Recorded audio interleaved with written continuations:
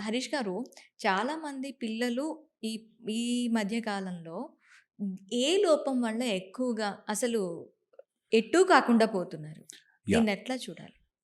చాలామందున్నారు పిల్లలు అట్లా డైవర్ట్ అయ్యేవాళ్ళు. ఆఫ్‌కోర్స్ ఒక good population, good amount of children మంచి మార్గంలో వెళ్తూ పేరెంట్స్ గైడెన్స్‌తో బాగున్నా, మాక్సిమం డైవర్ట్ అయిపోయే ఛాన్సెస్ యాస్ ఎ సొసైటీ మనం చేస్తున్నాం. హ్మ్. వన్ వచ్చేసి ఈజీ ప్లెజర్‌కి అలవాటు పడుతున్నారు. తొందరగా హ్యాపీనెస్. హ్యాపీనెస్, ఆనందం గూడా గాదు. అది జస్ట్ ప్లెజర్.